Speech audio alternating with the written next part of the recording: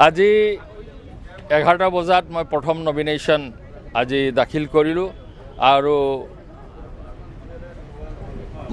আমাৰ নমিনেশ্যন দাখিল কৰাৰ পিছত এতিয়া ৰাইজৰ মাজত ভোটাৰ ৰাইজৰ আশীৰ্বাদ আৰু সমৰ্থন বিচাৰি যাম আৰু মোৰ বিশ্বাস এইবাৰ বহু কাৰণত ডিব্ৰুগড় তথা অসমৰ ৰাইজে ভাৰতীয় জাতীয় কংগ্ৰেছৰ প্ৰাৰ্থী হিচাপে মোক তেখেতসকলৰ সমৰ্থন আৰু আশীৰ্বাদ দি জয়যুক্ত কৰি আকৌ এবাৰ লোকসভালৈ নিৰ্বাচন কৰি পঠিয়াব বুলি মোৰ বিশ্বাস। জয়লাভ কৰিম বুলিয়ে এই নিৰ্বাচনত অৱতীৰ্ণ হৈছোঁ আৰু কিমান ভোটত মোক জয়লাভ কৰাব এই গোটেইখিনি কথা নিৰ্ভৰ কৰে ডিব্ৰুগড় লোকসভা সমষ্টিৰ ভোটাৰ ৰাইজৰ ওপৰত। তেখেতসকলৰ সিদ্ধান্তই হ'ব মোৰ শিৰোধাৰ্য। তেখেতসকলে যিমান ভোটতে জয়যুক্ত কৰি পঠিয়ায় তাৰ কাৰণে মই তেখেতসকলৰ ওচৰত কৃতজ্ঞ থাকিম। অসমৰ এনেকুৱা এজন প্ৰাৰ্থী নাই যি কোনো এটা জনগোষ্ঠীৰ মানুহ নহয়। আমি ইয়াত মই এজন অসমীয়া হিচাপে অসমক প্ৰতিনিধিত্ব কৰিবৰ কাৰণে ভাৰতীয় জাতীয় কংগ্ৰেছৰ দলৰ মনোনীত প্ৰাৰ্থী হিচাপে প্ৰতিদ্বন্দ্বিতা কৰিছোঁ আৰু নিৰ্বাচন যুঁজত কোনো প্ৰাৰ্থীকে শক্তিশালী বা দুৰ্বল বুলি নাভাবোঁ।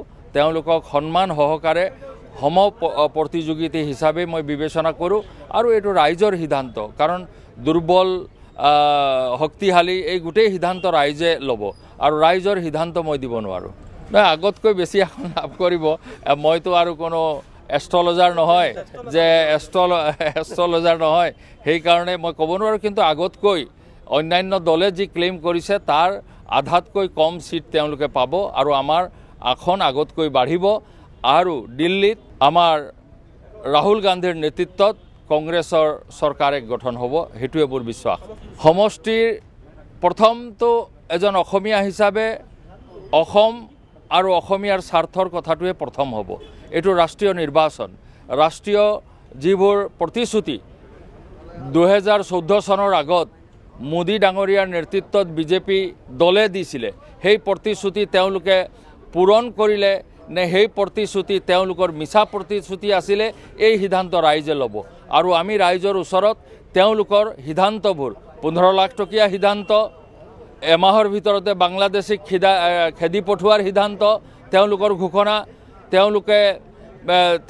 ঘোষণা আৰু তেওঁলোকে যি উন্নয়নৰ আৰু অসমক তেওঁলোকে যে বিজেপি চৰকাৰে যি ধৰণে বঞ্চিত কৰিলে তাৰ দুটাই উদাহৰণ মই দিব বিচাৰিছোঁ। এটা হ'ল আমাৰ অসমৰ যি স্পেচিয়েল কেটেগৰীৰ ষ্টেটাছ আছিলে, এই ষ্টেটাছ বিজেপি পাৰ্টিৰ চৰকাৰে সেই অধিকাৰৰ পৰা অসমক বঞ্চিত কৰি আমি যিখিনি পাইছিলোঁ সেই পোৱাৰ পৰা বঞ্চিত কৰিলে।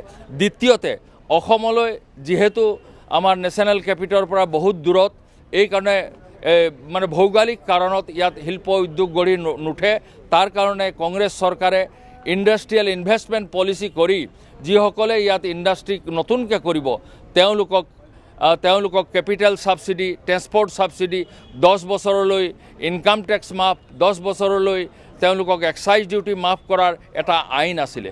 সেই আইন মতে আমাৰ কিছু শিল্প উদ্যোগ অসমলৈ আহিছিলে, কিন্তু এই বিজেপি চৰকাৰে সেই আইনটোক ছাছপেণ্ড কৰিলে, সেই নাইকিয়া কৰিলে।